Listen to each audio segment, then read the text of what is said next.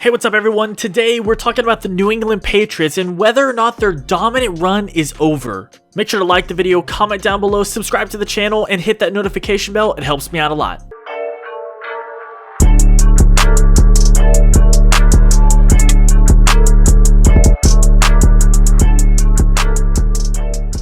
So this past Sunday, the Patriots lost to the Buffalo Bills 24-21. Now let's be honest, they fought hard in that game and they almost won, and they almost beat Seattle earlier this year in primetime. However, as we've seen over the last few weeks, they are just not the same team, and now they're sitting at 2-5. They are in third place in the AFC East, and even the Miami Dolphins have a better record and team sitting at 4-3. Bill Belichick just came out himself and said they basically sold out to win the Super Bowls the last couple of seasons. It's nobody's fault. That's what we did the last 5 years. We sold out and won 3 Super Bowls, played in the 4th, and played in an AFC Championship game. The New England Patriots won 3 out of the last 5 Super Bowls, and to me, that honestly sounds like a really good deal, and I'm pretty sure every other team in this league would take that.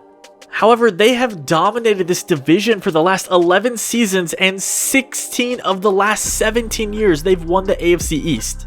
It's been absolutely insane how long they have been on top of this division, and it's honestly one of the best runs we have seen in the NFL. So why is this happening? Well, the first and most obvious thing is that they don't have Tom Brady anymore. Brady allowed the team to have some average, no-name receivers and guys that Brady could make better. Now, no disrespect to the receivers they've had over the years, all the way back to Deion Branch, Danny Amendola. They've had some good receivers and they've had Rob Gronkowski, but overall, they never really truly gave Tom Brady the wide receiver talent that he needed. And he was still able to give them all of these Super Bowls. Now, of course, the Patriots did also have a really good defense for most of these seasons, and in some games, playoff games, the defense actually helped carry Tom Brady. However, for the most part, as we all know, if it wasn't for Brady, they probably wouldn't have had all these Super Bowls. Let's go ahead and say they definitely wouldn't have these Super Bowls. If you're a Patriots fan, you got really spoiled over the last 20 years, and now that Brady's gone, they're kind of suffering a little bit. They're sitting at 2-5, and they also had 8 players opt out of the season due to the virus, including Dante Hightower, who's one of their better defensive players. They also have a lot of dead cap space money now too that they spend on players that are no longer on the team. And don't forget, Coach Bill Belichick is also the general manager, so it's not all on the organization. He had a lot to do with these decisions as well.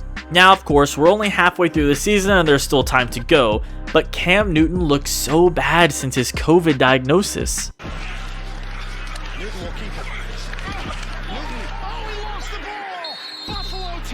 The New England Patriots even had to shut down their facilities due to the virus, and of course there have been other teams this has happened to, and as we all know, every single team in the NFL has had to deal with the COVID in one shape or another.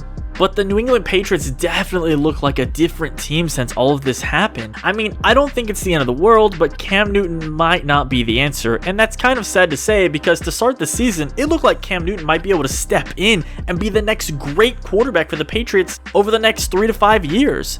But he's really reversed his play since, again, he had that COVID diagnosis. When they started the season 2-0 and they went to play the Seahawks, I thought they were really going to be a top team, and I thought it was going to be neck to neck with them and the Buffalo Bills. As we can all see, that's not the case. Also, speaking of the Bills, they have taken a huge step forward, and despite looking shaky over the last couple of seasons and the last couple of games, they are now 6-2 and looked primed to claim their first division title since, get this, 1995. That was back when Jim Kelly was taking this team to Super Bowls. Now, I know Bills fans are ready to turn this around, and it looks like that's probably going to happen this season. If they can just duplicate what they did over the first half of the season, they'll be sitting pretty at 12-4. Josh Allen has looked great for the most part this year, and their offense has slowed down a little bit over the last few weeks, but with that being said, unless the Dolphins can catch them, the Bills might win by default now.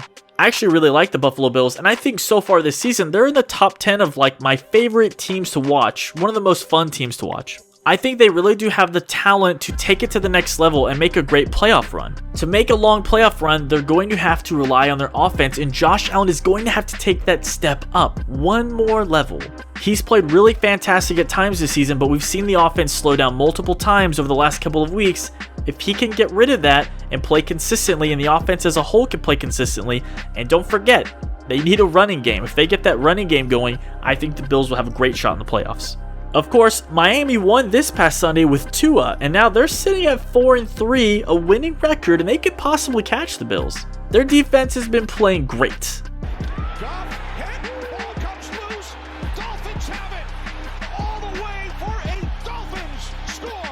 Tua played surprisingly well for his first game, and of course that defense played phenomenal to help him out a lot.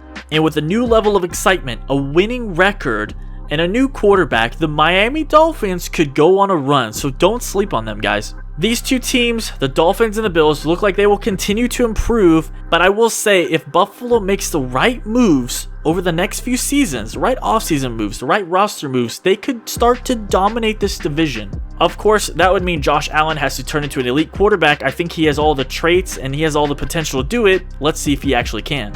Buffalo and Miami don't play again, however, until week 17, the final week of the regular season, and if the Dolphins keep improving, that could be the game that decides this division, and I really hope that it is, because that would be so cool to watch. The Bills are going to be tested as the next 2 weeks they're playing both the Seattle Seahawks and the Arizona Cardinals. They really need to at least split these games to get to a 7-3 record. The Dolphins, on the other hand, have the Cardinals first and then the LA Chargers, and I really think the Dolphins need to win both of these games, because if they want to put some pressure on a Buffalo, they can't afford to lose both of these and fall to 4-5. So back to the Patriots. Is all hope lost? I doubt it. The Patriots still have Bill Belichick, and say what you will about him, but now that he doesn't have Tom Brady, you have to give him at least a few years, a few seasons to see what he's going to do to move on and improve the team after the Tom Brady era. He will no doubt have a great defense, and I think he will find a quarterback that he wants. I was hoping that was going to be Newton, but it doesn't look like that's going to be the case. There's no need to hit the panic button, Patriots fans. Y'all have had some great runs over the last few seasons, and I think you'll be back in the playoff fold eventually. For Belichick, the next 3 years are going to really show what he can do. Brady's over in Tampa Bay, I almost said Tampa Bay, dominating for the most part, as through 8 games, Brady has 2,189 yards passing with 20 touchdowns to just 4 interceptions, and he's about to have Antonio Brown this coming Sunday to throw to as well.